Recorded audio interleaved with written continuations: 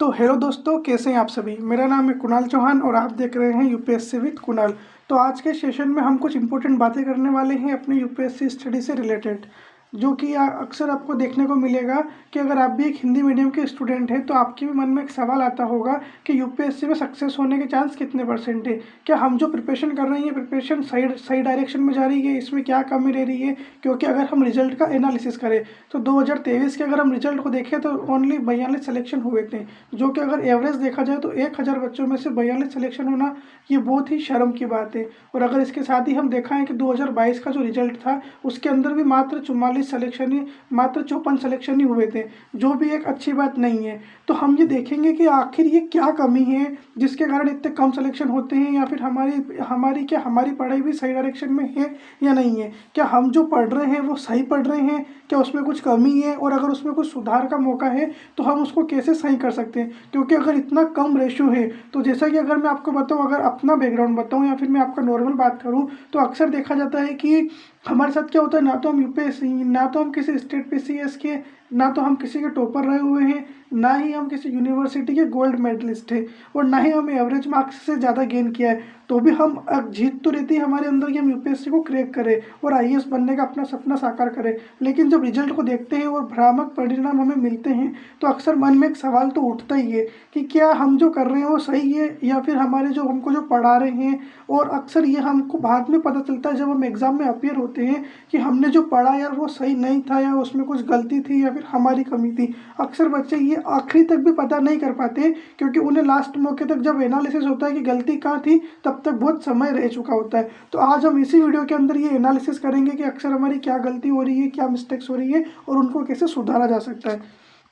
Specially ये video मैं Hindi medium माध्यम के लिए बनाने वाला हूँ, तो वो अगर देखेंगे तो उनके लिए ज़्यादा बेनिफिशियल है, क्योंकि उन्हीं के रिजल्ट को ऊंचा करने के लिए और उनको सही करने के लिए मैं एक अच्छा मार्गदर्शन आपको सजेस्ट करने वाला हूँ। अगर इसके तहत आप देखें तो हम सबसे पहले इंग्लिश मीडियम टॉपर्स की कॉपी देखते हैं कि अक्सर टॉपर्स की कॉपी क्यों देखी जाती है कि उसने कैसे लिखा, उसके लिखने के पीछे का तर्क क्या है। क्योंकि जो यूपीएससी का एग्जाम है वो करंट अफेयर बेस्ड एग्जाम है और वो करंट सिचुएशन को लेके चलता है। तो जब हम हर साल यूपीएससी के टॉपर की कॉपी चेक करते हैं तो हम एक एग्जामिनर का माइंडसेट चेक कर सकते हैं कि वो क्या देखना चाह रहा है और वो कैसे करना चाह रहा है। तो मैं आपको एक ब्रॉड लेवल पे एनालिसिस बताऊंगा कि यूपीएससी के एग्जामिनर का जो कॉपी चेक करता है उसका माइंडसेट क्या होता है और वो किन चीज़ों को लेकर चलता है, उसके क्या क्या पैरामीटर होते हैं। तो चलिए सबसे पहले हम चलते हैं विजन आईएएस की वेबसाइट पे। हम विजन आईएएस की वेबसाइट पे जाकर ये देखेंगे कि जो यूपीएससी के टॉपर है वो कैसे क्या लिख रहे हैं और उसमें क्या फर्क है। तो मैं आपको सबसे पहले जो अपना डेटा बताने वाला हूँ वो 2015 के बैच का जो टीना डाबी थी, टीना डाबी मैम थे, उनका बताने वाला हूँ। उन्होंने फर्स्ट रैंक हासिल किया था। अगर हम उनकी कॉपी चेक करें, ये सारी कॉपी आपको विजन आईएएस की ऑफिशियल वेबसाइट पे मिल जाएगी। आप सब भी जाकर ईयर वाइज देख सकते हैं। मैंने ईयर वाइज जो फर्स्ट कॉपी है टॉपर की उसको सेलेक्ट किया है। तो सबसे पहले हम 2015 के अपने कॉपी को देखते हैं। तो अगर टीना डाबी मैम की कॉपी को देखा जाए तो उनका देखो, आप सबसे पहले आंसर लिखने का तरीका देखो, वो आंसर वो कैसे लिखती है। सबसे पहले जो क्वेश्चन दिया होता है वो उसका देखो सबसे बड़ा इतना बड़ा उन्होंने इंट्रोडक्शन दिया। इंट्रोडक्शन के बाद उन्होंने इतने बड़े बड़े पॉइंट लिखे, ठीक है। जैसा कि मोस्टली हिंदी मीडियम के स्टूडेंट लिखते हैं, जब उनको कोई सा भी क्वेश्चन मिलेगा तो वो हमेशा अपनी राइटिंग को इसी प्रकार से स्टार्ट करेंगे। और ये तरीका कब का था, ये तरीका था 2015 का, जब टीना मैम ने टॉप किया था यूपीएससी के अंदर। ये तरीका था 2015 का, ठीक है। अब इसके बाद अगर हम देखें तो सबसे पहले हम आते हैं 2020 पे। 5 साल में यूपीएससी के अंदर क्या परिवर्तन आया। शुभम कुमार जिन्होंने यूपीएससी में रैंक फर्स्ट हासिल की, ये उनकी 4 फरवरी 2019 की कॉपी है। और उसके अंदर हम देखते हैं कि यूपीएससी में 5 साल के अंदर क्या परिवर्तन आया। तो आप देखेंगे कि फर्स्ट क्वेश्चन के अंदर ही इंट्रोडक्शन छोटा हो गया और जो जो आंसर था वो पॉइंट में थोड़ा कन्वर्ट होता हुआ दिखता है। मतलब कि हमको छोटे छोटे पॉइंट्स के अंदर आंसर लिखा हुआ दिखेगा। आप इसको अपने खुद के लेवल पे, एक ब्रॉड लेवल पे पूरा अच्छे से एनालिसिस कर पाते कर लेंगे। मैं आपको यहाँ पे खाली शॉर्ट शॉर्ट फॉर्म में बता रहा हूँ कि यूपीएससी के अंदर क्या क्या फर्क आया। फिर अगर आप सेकंड क्वेश्चन को देखेंगे तो फिर देखो उन्होंने इतना बड़ा इंट्रोडक्शन लिखा है, फिर ये पॉइंट स्टार्ट किया है, फिर वन वन पॉइंट के अंदर चीज़ों को एंड किया है, ठीक है। जो कि यूपीएससी का जो हिंदी मीडियम के स्टूडेंट होते हैं वो इस कैटेगरी में आगे बढ़ने के लिए शुरुआत करते हैं, ठीक है। फर्स्ट वो लिखते हैं टीना मैम जैसा, फिर वो शुभम कुमार सर जैसा कि उसके ऊपर अपने आप को कन्वर्ट करते हैं। अगर मैं आपको फिर रिसेंट एग्जांपल बताऊं 2023 का, जो कि हमारे टॉपर थे इशिता किशोर, उन्होंने उनकी 27 अगस्त 2022 की हम कॉपी देखते हैं। अगर हम उनकी कॉपी देखें तो हम क्या देखेंगे, ये देखिए उन्होंने जो क्वेश्चन का आंसर फॉर्म किया है वो एक तो शॉर्ट पॉइंट में है और एक ग्राफिकल प्रेजेंटेशन है। मतलब कि वो जिस भी चीज़ को बता रहे हैं उसको रियल लाइफ में विजुअलाइजेशन करवाने का ट्राई कर रहे हैं कि एग्जामिनर को देख के चीज़ें आसानी से समझ में आ सके, उसको इतना पढ़ना ना पड़े। ठीक है, अब अगर आप इसमें एक चीज़ देखेंगे तो आप जब एक पॉइंट देखेंगे तो उसके साथ आपको कुछ एग्जाम्पल मिलेगा कहीं कहीं पे। ये कंपलसरी आपको हर एक पे नहीं मिलेगा, पर किस किस पॉइंट में मिलेगा। देखो आपको इस पॉइंट में मिला एग्जाम्पल मिला है, फिर आपको इसके अंदर एग्जाम्पल मिला है। आपको ब्रॉड लेवल पे ये खुद एनालिसिस करना है। मैं आपको अभी कुछ की पॉइंट बता रहा हूँ। अब देखो ये पूरा एक पॉइंट लिखा हुआ है, इसके बाद कुछ एग्जाम्पल दिया हुआ है, फिर ये पॉइंट लिखा है, फिर कुछ एग्जाम्पल है, फिर ये पॉइंट लिखा है, फिर कुछ एग्जाम्पल है। तो मतलब एग्जाम्पल की शुरुआत हुई थी इशिता किशोर मैम के टाइम से। अपन मान सकते हैं कि एक थोड़ी बहुत एग्जाम्पल देना, उन्होंने एक छोटा पॉइंट किया।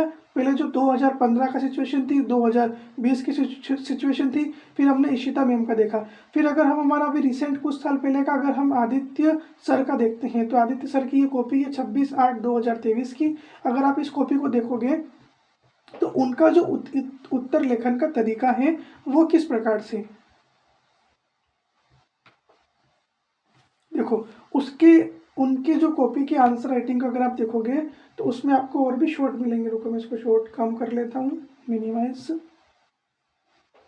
अब देखिए उनके पॉइंट और भी छोटे होते चले गए और है ना विजुअलाइजेशन के साथ साथ काम चल रहा है। ठीक है, आंसर को प्रेजेंट करने के लिए।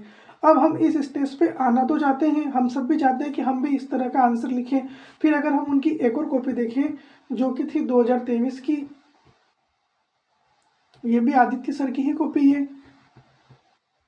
अब देखो इसके अंदर पॉइंट कितने छोटे हो गए। आप देखोगे कि एक पॉइंट है, ये हेडिंग लिखा हुआ है, फिर ये पॉइंट लिखा हुआ है और फिर ये एग्जाम्पल लिखा हुआ है। फिर सेकेंड पॉइंट में ये अच्छा थोड़ी हेडिंग है। फिर उसके बाद अगर आप ये देखेंगे कि ये मतलब है ना, ये सब पॉइंट है, इसको हेडिंग नहीं बोलेंगे, हेडिंग ऊपर वाली है, ये सब पॉइंट है। फिर ये इसका थोड़ा सा एक्सप्लेनेशन है और फिर एग्जाम्पल है। फिर से सेकेंड सब पॉइंट है, फिर थोड़ा सा एक्सप्लेनेशन है, फिर थोड़ा सा एग्जाम्पल है, फिर से सब पॉइंट है, फिर थोड़ा सा एग्जाम्पल है। इस तरह से आप उनके क्वेश्चंस को देखने का मिलेगा। मतलब कि यूपीएससी का जो पैटर्न चल रहा है वो अब एक शॉर्ट फॉर्म में आ गया है। फिर हम अगर अपने शक्ति मैम की कॉपी देखते हैं जो अभी लास्ट ईयर के टॉपर थे, ये कॉपी है उनकी 2022 की। और अगर देखा जाए तो उन्होंने कब टॉप किया है, अभी 2025 में। मतलब कि वो प्रिपरेशन के रियलिटी में कंसिस्टेंसी के साथ मतलब अपनी पढ़ाई को कर रहे थे और उनको सिलेक्शन लेने में कुछ टाइम भी लगा है, जिसमें वो अपने आप को निरंतर सुधारने का काम कर रहे थे। वो इम्प्रूव योर सेल्फ, मतलब वो खुद के ऊपर ही वर्क कर रहे थे। ठीक है, तो ये आप उनकी कुछ पहले की कॉपी देखो। मैं आपको इसमें क्या बताना चाहता हूँ, जब वो 2025 में 2022 में जब वो आंसर लिखते थे, 25 में उन्होंने टॉप किया है और 22 में जब वो आंसर लिखते थे तो उनके आंसर कुछ इस प्रकार से थे। मतलब कि उनके आप लिखने का सबसे पहले तरीका देखो, वो कितने बड़े बड़े पॉइंट लिखते थे। उस पॉइंट के अंदर देखो, इसमें आपको एग्जाम्पल भी नहीं दिखेगा। ठीक है, फिर वो इतने बड़े बड़े पॉइंट इसके अंदर देखो। जैसा आदित्य सर की कॉपी थी वैसी कॉपी अभी है ना शक्ति मैम की नहीं है। ये कॉपी 2022 की थी। ठीक है, आदित्य सर ने टॉप किया था 2024 में और है ना शक्ति मैम ने टॉप किया है 2025 में। अब आप थोड़ा कॉपी का एनालिसिस करो, मतलब कि ये थोड़ी पुराने स्टाइल की कॉपी थी। ठीक है, इसमें पूरा प्रेजेंटेशन उस तरीके का नहीं था। लेकिन जब आप शक्ति मैम की 2023 वाली कॉपी देखोगे 11 सितंबर 2023 की, तो आपको इस कॉपी के अंदर क्या देखने को मिलेगा। मैं इसको फिर से थोड़ा मिनिमाइज कर लेता हूँ। अब आप देखो मैम का जो प्रेजेंट करने का जो तरीका है, देखो वो शॉर्ट में हुआ है, पॉइंट सारे के सारे शॉर्ट में हुए हैं। कुछ एक साल में कुछ फर्क तो आया है। मतलब जब अगर मैम ने 2025 में टॉप किया होगा तो आप सोच सकते हैं कि उस टाइम और भी कितना फर्क आ गया होगा। इसमें भी अभी आपको मोस्टली एग्जाम्पल देखने को नहीं मिलेंगे, पॉइंट छोटे हो गए हैं और थोड़ा मतलब क्लियर विजुअलाइज हो रहा है। आपको आसानी से पूरा सब कुछ समझ में आ रहा होगा। ठीक है, ये एक तरीका होता है किसी भी टॉपर्स की कॉपी को चेक करने का। फिर शक्ति मैम की कॉपी के बाद हमारे पास नेक्स्ट कॉपी आती है अर्चित डोंगर सर की। ठीक है, तो अर्चित डोंगर सर की अगर हम कॉपी को देखें तो ये कॉपी वो है ना इसी साल मतलब 2025 में उन्होंने रैंक 3rd प्राप्त की थी। ठीक है, अगर हम उनकी कॉपी को देखें तो हम क्या देखते हैं, मैं इसको फिर से थोड़ा मिनिमाइज कर लेता हूँ ताकि हमको देखने में प्रॉब्लम ना हो और हमको क्लियर फेस दिखे। हाँ, तो ये देखिए जब उनकी कॉपी आती है तो एक तो उनका सबसे पहला इंट्रोडक्शन छोटा हुआ, ये आपको 3 से 4 लाइन में दिख रहा होगा, बट अगर आप इसके वर्ड को देखेंगे तो ये बहुत ही कम है। ठीक है, मतलब कि उनका इंट्रोडक्शन कम से कम 15 से 20 वर्ड के अंदर था। उसके बाद फिर ये उनकी एक हेडिंग, फिर ये उनका एक पॉइंट और ये उनका देखो एग्जाम्पल। ठीक है, इसी के साथ फिर ये उनका एक और पॉइंट और फिर ये उसके साथ उसका एग्जाम्पल। फिर थर्ड में अगर आप देखोगे तो फिर एक पॉइंट है, फिर उसके साथ उसका एग्जाम्पल है, फिर अगर आप फोर्थ में देखोगे तो पॉइंट है और पॉइंट के साथ एग्जाम्पल है। मतलब कि अभी अगर आप जो 2025 का रिसेंट एग्जाम्पल देख रहे हो, अब अगर आपको टॉप करना है और अगर यूपीएससी के अकॉर्डिंग चलना है तो आपको क्या करना पड़ेगा कि सबसे पहले तो आपको अपना इंट्रोडक्शन छोटा करना पड़ेगा। सेकंड, आपको एक हेडिंग बनानी पड़ेगी जो उस क्वेश्चन की डिमांड होगी। उसके बाद आप चाहे तो उसकी सब हेडिंग बनाए या फिर उसका पॉइंट लिख के आपको उसके अंदर एग्जाम्पल ऐड करना है। मतलब कि अगर आप किसी 10 मार्क्स का क्वेश्चन कर रहे हैं और अगर उसमें 2 डायमेंशन है और आपको एक एक डायमेंशन को फुलफिल करना है और आपको अगर एक डायमेंशन के अंदर मान लो 5 पॉइंट लिखने हैं तो आपको कम से कम उसी पॉइंट के अंदर एग्जाम्पल भी हर पॉइंट का मेंशन करना पड़ेगा। ये अभी की डिमांड के अकॉर्डिंग यूपीएससी की डिमांड है और जो अभी के टॉपर बन रहे हैं वो इस डिमांड को फुलफिल कर रहे हैं। देखना, आप बिलीव कीजिए, जो 2025 का जो टॉपर होगा जब रिजल्ट घोषित होगा तो उन्होंने भी ये सारी चीज़ फॉलो की होगी और उनका रिजल्ट में आपको ये सब देखने को मिलेगा जब आप उसकी टॉपर कॉपी की एनालिसिस करोगे। तो अब सबसे बड़ी बात आती है हमारे साथ, क्या हमको भी ये सब करना चाहिए? डेफिनेटली, क्योंकि हमको भी अगर हिंदी मीडियम से टॉपर बनना है तो हमको ये सारी चीज़ें फॉलो करनी पड़ेगी। अगर हम नहीं कर रहे हैं तो कोई और तो कर रहा है और वो टॉपर बन रहा है। और हिंदी मीडियम में क्या हो रहा है कि हिंदी मीडियम में अभी तक जो टीचर्स का कंटेंट था वो कंटेंट भी 2015 के अकॉर्डिंग है। मतलब कि हमको जो चीज़ पढ़ाई जाती है वो एक पैराग्राफ के रूप में पढ़ाई जाती है। टीचर आते हैं, टीचर बोलते हैं चलो एक टॉपिक स्टार्ट होता है, समझाते हैं और बोलते हैं चलो लिखो। उसके बाद उस टॉपिक को लिखते जाओ लिखते जाओ लिखते जाओ। ना ही तो हमको किसी एक टॉपिक के मल्टीपल सब टॉपिक पता होते हैं और ना ही उन सब टॉपिक के साथ एक एक एग्जाम्पल पता होता है। अगर हम किसी भी चीज़ को हमारे पढ़ने के तरीके को बदल दें, मतलब कि अगर हम जो पढ़ रहे हैं और उसी के अंदर एक टॉपिक हो, उस टॉपिक के सारे मल्टीपल डायमेंशन के सब टॉपिक हो और सब टॉपिक के साथ ही उसका एक एक एग्जाम्पल हो, तो हमको अगर इसी तरीके से हमारे नोट्स होंगे तो हमको पढ़ने में रिवीजन के टाइम पे अच्छा होगा। और जब हम हमारा रिवीजन भी उस तरीके से होगा तो जब हम हमारे कोई सा भी क्वेश्चन देखेंगे तो हमारे अंदर प्रेजेंट करने का वही तरीका विकसित होगा। क्योंकि हम जिस लैंग्वेज में नोट्स लिखते हैं डेफिनेटली हम हमारा आंसर भी उसी फॉर्म में क्रिएट करते हैं कि हमको जो भी क्वेश्चन मिलता है हम उसको सीधा लिखना शुरू कर देते हैं और लिखते हैं। फिर हमको लगता है कि 4-5 लाइनें हो गई, एक पैराग्राफ हो गया, तो चलो दूसरा पैराग्राफ लिख देते, चलो तीसरा पैराग्राफ लिख देते। ऐसे हम एक पेज पे कम से कम 3 से 4 पैराग्राफ, दूसरे पेज पे 3 से 4 पैराग्राफ और हमारा आंसर हो गया। लेकिन नहीं तो हमारे उस आंसर के अंदर हेडिंग तो होती है लेकिन सब टॉपिक नहीं होते और सब टॉपिक के साथ फिर एग्जाम्पल नहीं होता है। और आपको अगर ये सब करना है तो आपको आंसर राइटिंग के ऊपर वर्क करना पड़ेगा, उसको निखारना पड़ेगा। अब सबसे पहले मैं आपसे कुछ क्वेश्चन पूछता हूँ, क्या आपको लगता है कि आपके जो पढ़ने का तरीका है वो सही है? मतलब कि आप जो भी पढ़ रहे हैं क्या वो इस फॉर्मेट में पढ़ रहे हैं कि आप किसी भी टॉपिक को पढ़ते हैं तो उसका एक एक मतलब प्रॉपर हेडिंग, सब टॉपिक और फिर उसके एग्जाम्पल हो? अगर ये तरीका नहीं है तो फिर आपको आगे समझ में जाने के बाद प्रॉब्लम होने वाली है। फिर आपके नोट्स, क्या आपके नोट्स भी इस प्रकार है? और अक्सर क्या होता है हमारे साथ हिंदी मीडियम स्टूडेंट के साथ कि हमको ये बोला जाता है कि तुम अपने घर जाके शॉर्ट नोट्स बनाओ। क्यों बनाओ जब हम किसी इंस्टीट्यूट में पढ़ रहे हैं? क्योंकि जो हमारे पास लॉन्ग नोट है वो तो डेफिनेटली बुक में भी लिखा हुआ है। बुक में क्या लिखा हुआ? अगर आपको बोलेंगे कि आप अगर किसी कोचिंग को कर रहे हो, अगर किसी कोचिंग में अच्छा पेमेंट कर रहे हो और अगर आपको टीचर पढ़ा रहा है और वो टीचर अगर आपकी फुल फील्ड जो एग्जाम की ज़रूरत है अगर उसको पूरी नहीं करता है और बोलता है कि मेरे पढ़ाने के बाद आप बुक को भी पढ़ो और मेरे नोट्स को भी पढ़ो और फिर से शॉर्ट नोट्स बनाओ, तो आपका तो ट्रिपल समय लगा ना। एक तो क्लास देखने में, एक नोट्स बनाने में, फिर उन नोट्स को शॉर्ट भी करना है और प्लस बुक भी पढ़नी है। इससे अच्छा तो क्या होता है कि आपको कोई शॉर्ट नोट्स बना के जब दे देता है ईजिली और फिर आपको बोलता है कि आप बुक पढ़ लो, तो आपका बुक पढ़ने का समय भी बचता और आपकी जो डिमांड थी एग्जाम की वो भी फुलफिल होती। अब ये तो हो नहीं रही है, ये तो हो रहा है आपके साथ प्रॉब्लम। इस प्रॉब्लम को आपको कैसे समाधान करना है ये भी मैं आपको आगे बताने वाला हूँ। फिर आता है सबसे बड़ा उत्तर लेखन। उत्तर लेखन में आप जो लिखते हो आपको रिव्यू मिलता है कि अच्छा है, बेहतर है, चलो निरंतर प्रयास कीजिए, निरंतर प्रयास कीजिए। निरंतर प्रयास किस डायरेक्शन में कीजिए, ये डायरेक्शन बतानी चाहिए ना, और इस चीज़ को समझाना चाहिए कि अगर आपको लगता है कि अगर आप अभी भी 2015 की तरह ही आंसर लिख रहे हैं, डेफिनेटली मोस्टली 99% हिंदी मीडियम के जो स्टूडेंट हैं वो इसी तरीके से अभी आंसर भी लिख रहे हैं। आप खुद एक बार सेल्फ एनालिसिस करना, टीना मैम की कॉपी को अच्छे से पढ़ना और आपके उत्तर लेखन का तरीका चेक करना, क्या ये तरीका वही है? क्योंकि टीचर जो पढ़ाते हैं वो एक्सपीरियंस होते हैं और अभी की जो डिमांड है यूपीएससी की बदल चुकी है। टीचर्स गलत नहीं है, गलत है यूपीएससी भी गलत नहीं है, गलत है हमारा पढ़ने का तरीका।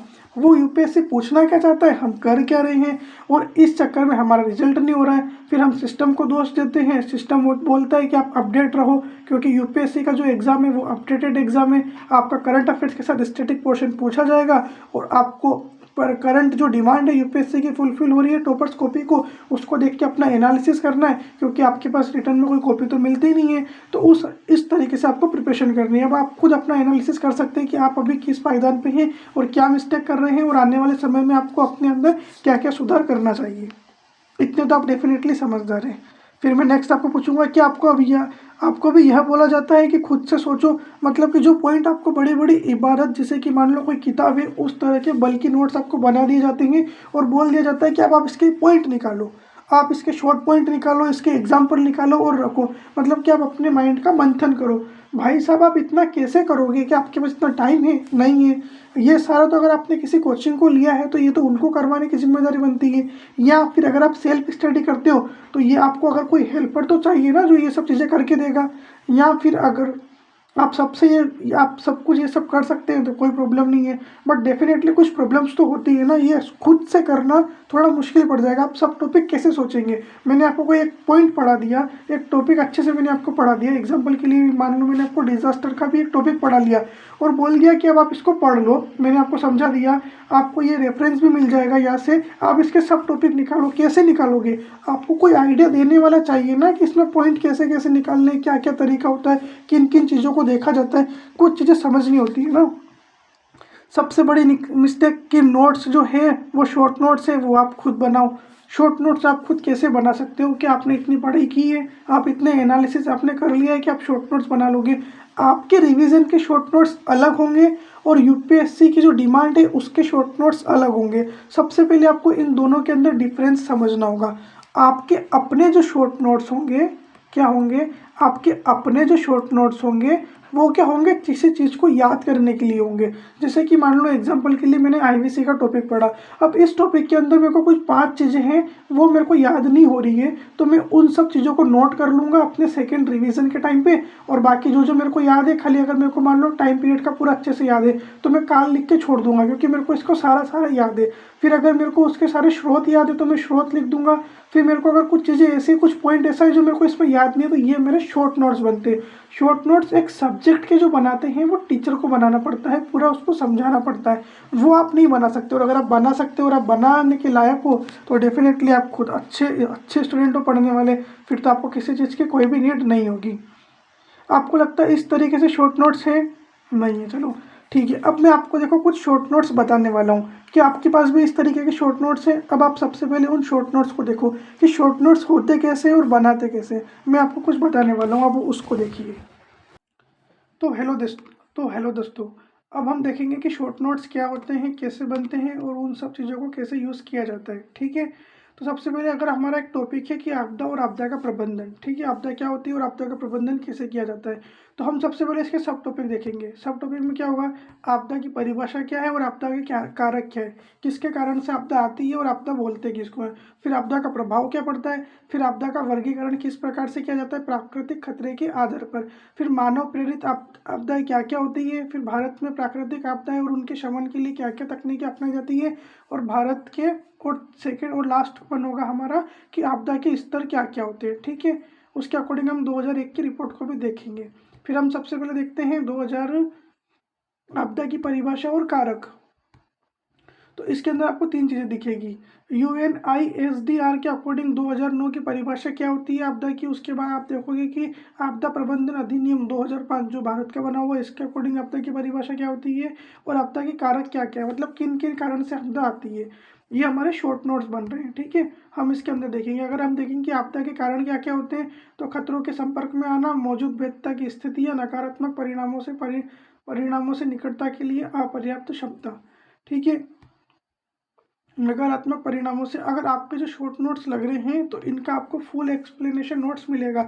आपको इनको पढ़ने के पहले आपको एक फुल एक्सप्लेनेशन नोट्स मिलेगा, उसकी समरी मिलेगी जो आपको ऑडियो फॉर्म में मिलेगी, जैसा कि आपको मेरे टेलीग्राम, जैसा कि आपको मेरे यूट्यूब चैनल के ऊपर आपको क्लासेस मिलती हैं। उसमें आपने देखा होगा कि 2 वे कम्युनिकेशन होता है किसी भी चीज़ का आंसर राइटिंग के अंदर, वैसा कि वैसे आपको है ना इसके अंदर ऐसी क्लासेस भी मिलेगी इस टॉपिक को समझने के लिए। उसकी क्या प्रोसेस है वो मैं आपको आगे वीडियो के अंदर बताने वाला हूँ। फिर ये UNISDR के अकॉर्डिंग इसकी परिभाषा क्या होती है, फिर भारत के अधिनियम के अकॉर्डिंग आपदा की परिभाषा क्या क्या होती है। ये तो हो गए आपदा की परिभाषा और कारक। फिर आपदा के प्रभाव क्या क्या पड़ता है, ये सारे। अब देखो इसके अंदर क्या होगा, किसी भी टॉपिक को पढ़ना है तो उसके हमको सबसे पहले सब टॉपिक को देखना पड़ेगा। जैसे कि आप क्वेश्चन था, पॉइंट था आपदा के प्रभाव क्या है, तो आपदा के प्रभाव हम किस किस डायमेंशन में देखेंगे, व्यक्ति के स्तर पर, भौतिक अवसंरचना के स्तर पर, मानव अवसंरचना के स्तर पर, शासन के स्तर पर, सामाजिक स्तर पर और पर्यावरण के स्तर पर। मतलब कि अगर हमको किसी भी चीज़ का प्रभाव देखना है तो हमको सबसे पहले इन की पॉइंट के अंदर देखना पड़ेगा। हम एक ही चीज़ के ऊपर विस्तार से नहीं लिखेंगे, ठीक है, मल्टीपल डायमेंशंस को अप्रोच करेंगे ताकि हमारे आंसर की क्वालिटी इंक्रीज हो, ठीक है। उसके बाद आपदाओं का वर्गीकरण किस प्रकार से किया जाता है, भूभौतिक आपदाएं क्या होती है, जल विज्ञान आपदाएं क्या होती है, मौसम विज्ञान आपदाएं क्या होती है, जलवायु विज्ञान की आपदाएं क्या होती है, और जैविक आपदाएं क्या होती है। सबसे पहले भूभौतिकीय आपदा, इसके अंदर आता है भूकंप आता है, ज्वालामुखी आता है, सुनामी आता है, और क्या आता है, लिमनिट विस्टोक यानी झील का फटना। सुनामी के अंदर सुनामी कैसे आता है, तो पानी के बड़े विनाशकारी से उत्पन्न लहरें और उच्च गति से यात्रा करती है तो क्या आती है, सुनामी आती है ना। उच्च गति से अगर लहरें यात्रा करती है तो क्या आती है, सुनामी आती है। ऐसा आपको सबका शॉर्ट पॉइंट मिलेगा जो आपको याद करने में बहुत इजीली रहेगा, और ये आपके सारा के सारा क्या पड़ेगा, की पॉइंट बना देगा किसी सब्जेक्ट की अंडरस्टैंडिंग को लेकर। फिर अगर हम उनके शमन के उपाय देखे जाएंगे तो शमन के उपाय किस प्रकार से कर सकते हैं। सबसे पहले मान लो भूकंप आया, तो भूकंप की प्राकृतिक आपदा क्या है और इसके शमन के उपाय क्या है, ये कारण किस कारण से आता है, संवेदनशील क्षेत्र कौन से हैं, इसका परिणाम क्या क्या हो सकता है, और इसके शमन के लिए क्या क्या तरीके क्या क्या तकनीकें अपनाई जा सकती है, ठीक है। उसी प्रकार एक भूकंप का हो गया, नेक्स्ट इसी प्रकार एक सुनामी का हो जाएगा, बाढ़ का हो जाएगा और सूखे का हो जाएगा। सूखा भी आप देखेंगे, सूखे कितने प्रकार के होते हैं, दो प्रकार के होते हैं। पहली बात तो सूखा बोलते किसको है, ठीक है। सूखा बोलते हैं अपर्याप्त वर्षा का होना, मतलब कि वर्षा का पर्याप्त मात्रा में नहीं होना, अत्यधिक कहीं पे वाष्पीकरण होना और पानी का अत्यधिक उपयोग होना, तो उससे क्या पड़ जाता है, सूखा पड़ जाता है। सूखा कितने प्रकार का पड़ता है, मौसम संबंधी सूखा पड़ता है जो कि कारण क्या है, अपर्याप्त वर्षा। फिर कृषि संबंधी सूखा यानी कि फसल को सहारा देने के लिए नमी की कमी होनी। फिर जल विज्ञान संबंधी सूखा, भंडार या जलाशय में पानी की कमी। और फिर पारिस्थितिकी सूखा, पारिस्थितिक तंत्र की उत्पादकता में विफल हो जाना। फिर शमन के क्या क्या उपाय हो सकते हैं इसको सही करने के लिए, तो आप इसको दो तरह के उपाय से हल कर सकते हैं। एक तो होगा तत्काल उपाय और एक होगा दीर्घकालिक उपाय। अब ये सब क्या होगा, इनको कैसे पढ़ा जाएगा, ये है हमारे शॉर्ट नोट्स, ठीक है। जब हम किसी भी टॉपिक को इस लेवल पे कवर करेंगे, जब आप इस टॉपिक को पढ़ेंगे कि भारत में मतलब आपदाएं क्या होती है और आपदा का प्रबंधन कैसे किया जाएगा, तो आपको इस लेवल पे पूरे टॉपिक को अंडरस्टैंडिंग करने की ज़रूरत है। अगर आप इस लेवल पे कर लेते हैं और ऐसे अपने नोट्स प्रिपेयर कर लेते हैं, ये नोट्स टॉपिक के हैं ना कि आपके खुद के अपने शॉर्ट नोट्स हैं, ठीक है। अगर आप ये सब कर लेते हैं तो डेफिनेटली फिर आपको अपने अंदर क्या सुधार करना है ये तो आपको समझ में आ ही गया होगा। तो हेलो दोस्तों, जैसा कि आपने ये सब कुछ अभी देखा, आपने शॉर्ट नोट्स देखे, शॉर्ट नोट्स को कैसे बनाना है, शॉर्ट नोट्स में क्या कमी है, और आपके नोट्स कैसे हैं, और आपको अपने बल्कि नोट्स को कैसे शॉर्ट में करना है, और आपको किस तरीके से वर्क करना है। डेफिनेटली आपको मेरी बात तो समझ में आ गई होगी कि हमारी कहाँ पे कमी है और हम किस प्रकार से अपनी कमी को दूर कर सकते हैं। तो आपको ये सभी सोचने में आ रहा होगा कि अगर हमको भी ये सब करना है तो हम कैसे कर सकते हैं, कुछ तो आइडिया होना चाहिए ना। मतलब कि अगर कोई भी चीज़ का अगर समाधान तो होना चाहिए ना, मतलब अगर कुछ भी प्रॉब्लम है तो उसका समाधान तो होगा ही सही। तो डेफिनेटली हाँ बिल्कुल, कहीं तो होगा कोई उपाय, मतलब कि अगर मेरे को इसको करना है तो इसका कुछ तो उपाय होगा कि मैं भी अपने यूपीएससी के एग्ज़ाम को निकाल सकूँ और जो रिसेंटली टॉपर बन रहे हैं इनके तरीके से अपने सपने को साकार कर सकूँ। तो आप क्या कर सकते हैं, आप इसको बेटर कैसे फॉर्म कर सकते हैं, तो उसके लिए मैंने कुछ डिज़ाइन किया हुआ है, मेरा कुछ फंक्शन है और मेरा कुछ प्रोग्राम है। उसके अंदर मैंने जैसा कि अभी आपको इस तरीके से बताया, हम इस तरीके से वर्क करेंगे। इस वर्क में क्या होगा, सबसे पहले कि हम अगर आप मेरे आप यूट्यूब पे कुछ चैनल के अंदर कुछ आंसर राइटिंग के कुछ वीडियो देख रहे होंगे जो कि कम से कम 5 मिनट या फिर 7 मिनट के अंदर एक क्वेश्चन का एक्सप्लेनेशन करते हैं। उसके अंदर आपको आप अगर उसको देखोगे तो आपको एक क्वेश्चन मिलेगा, क्वेश्चन के अंदर हेडिंग मिलेगा, हेडिंग के अंदर एक पॉइंट मिलेगा, आपको एक सब पॉइंट भी मिलेगा, सब पॉइंट के साथ आपको एक थोड़ा सा एक्सप्लेनेशन के साथ उसका मतलब कि उदाहरण भी मिलेगा, ठीक है। तो उसका एग्जाम्पल क्या है वो भी मिलेगा। तो अगर आप भी इस तरीके से आंसर लिखना चाहते हैं तो वो तो है आंसर राइटिंग फॉर्मेट, मतलब कि आप अपने आंसर को कैसे लिखेंगे। लेकिन आपको उस तरह के आंसर लिखने के लिए पहले प्रिपरेशन तो करनी होगी ना, मतलब कि आप डायरेक्ट तो आंसर को देख के आंसर नहीं लिखेंगे, ठीक है। अगर आपको उस लेवल के आंसर पे पूछने हैं तो अपने नोट्स को इस तरीके से बनाना होगा जिसमें आपके पॉइंट भी हो, सब पॉइंट भी हो, फिर आपके से शॉर्ट नोट्स भी हो, जैसा कि मैंने आपको बताया भी। अगर आपको इस वीडियो को देख के जो भी मेरे नोट्स वाली शॉर्ट नोट्स वाली वीडियो थी, अगर आपके पास इस तरह के नोट्स हो जाए और इसमें जो जो लिखा था शॉर्ट नोट्स में, अगर उसका आपके पास प्रॉपर कंटेंट हो जाए और उस कंटेंट के बाद अगर आप एक बार अपनी बुक या जैसे भी इसकी रेफरेंस बुक होती है उसको पढ़ लो, तो आपकी एक तो हिंदी अच्छी, आपकी लैंग्वेज पे अच्छी कमांड हो जाएगी, उसके बाद आपके पास शॉर्ट नोट्स हो जाएंगे, आपको कंटेंट समझ में आ जाएगा और आपको इस तरीके का आंसर लिखने का भी बेनिफिट मिलेगा। मैं आपको डेली, अगर आप मेरे साथ जुड़ते हैं तो मैं आपको इस तरीके के आंसर डेली लाइव क्लास में करवाऊंगा, जिससे कि आपकी प्रैक्टिस भी होगी, आपको कंटेंट याद भी हो जाएगा। अब ये सब चीज़ें आपको कहाँ मिलेगी, कैसे मिलेगी, इसकी बात करते हैं। तो सबसे पहले आपको कुछ नहीं करना है, सबसे पहले आपको मेरे इस टेलीग्राम चैनल को ज्वाइन कर लेना है। इस टेलीग्राम चैनल के अंदर आपको एक लिंक मिलेगी, उस आपको ग्रुप को क्या करना है, ज्वाइन करना है। जैसे ही आपकी रिक्वेस्ट अगर उस ग्रुप के अंदर एक्सेप्ट हो जाती है तो फिर आपको क्या करना है कि 15 दिन का ट्रायल फ्री मिलेगा मेरी तरफ से। मतलब कि 16 अक्टूबर से लगा के आराम से नवंबर तक मैं आपको फ्री ऑफ कॉस्ट मतलब कुछ चीज़ें बताऊंगा, कुछ चीज़ें समझाऊंगा कि हम इस तरीके से क्लास करने वाले हैं। और इस सारी क्लास के पूरी की पूरी एक्सप्लेनेशन मैं आपको अपने नेक्स्ट आने वाली वीडियो के अंदर दूंगा कि मेरा क्या प्लान है। अगर आप भी मेरे साथ जुड़ना चाहते हैं और इस तरह की चीज़ों को करके अपनी प्रिपरेशन को एक नेक्स्ट लेवल पे पहुंचाना चाहते हैं और अपनी गलतियों को अब सुधार कर उसमें कुछ नया करके, या फिर अगर आप 2026 या फिर अगर आप 2027 को मेनली टारगेट कर रहे हैं, अगर आपका टारगेट 2027 है तो डेफिनेटली अगर आप इन सब चीज़ों को कर लेते हैं तो आपका एग्ज़ाम क्रैक करने का, या फिर आप हिंदी मीडियम के उन 99% स्टूडेंट की लिस्ट से हट जाओगे जो कि ये मिस्टेक्स दोहरा रहे हैं, ये गलतियां कर रहे हैं। मेरे पास सीट्स लिमिटेड रहेगी क्योंकि मुझे खुद को भी एग्ज़ाम क्रैक करना है और उस एग्ज़ाम को क्रैक करने के लिए मुझे कुछ सीरियस स्टूडेंट की नीड है जो कि मेरे साथ जुड़ के काम कर सके और इस तरह अपनी प्रिपरेशन को प्रॉपर एक सही वे में करके अपने आप को और अपने लक्ष्य को प्राप्त कर सके। तो इसके लिए इससे रिलेटेड मेरा क्या आइडिया है, मेरा क्या प्लान है, वो आपको मेरी नेक्स्ट आने वाली वीडियो के अंदर पूरा विस्तार से मैं आपको समझा दूंगा। कहाँ पे क्या होगा, कैसे क्लास होगी, क्या मिलेगा और क्या फ्री है और क्या 15 दिन का पूरा प्रोसेस है, वो मैं आपको अपनी नेक्स्ट आने वाली वीडियो के अंदर बता दूंगा। तो सबसे पहले मेरी वीडियो को देखने के लिए आप एक काम कीजिए, मेरे टेलीग्राम चैनल को ज्वाइन कर लीजिए ताकि आपको यहाँ पे इसकी इन्फॉर्मेशन मिल जाए। नेक्स्ट कल मैं आपको इसकी इन्फॉर्मेशन दे दूंगा, प्रॉपर आपके पास एक वीडियो आ जाएगा नाइट के अंदर जिसको आप देख के समझ करके नेक्स्ट डे से आप अप्लाई कर सकते हो और उसी टाइम से आप उसको अप्लाई भी कर सकते हैं और आप अपने अंदर निखार भी कर सकते हैं। तो thank you so much guys, उम्मीद करता हूँ कि आपको वीडियो अच्छी लगी होगी। अगर वीडियो अच्छी लगी है और कुछ अच्छा आपको बेनिफिट हुआ है तो आप वीडियो को लाइक, शेयर और सब्सक्राइब कर सकते हैं जिससे मेरा भी मनोबल बना रहे। थैंक यू सो मच एक बार फिर से। जय श्री कृष्ण, राधे राधे, धन्यवाद।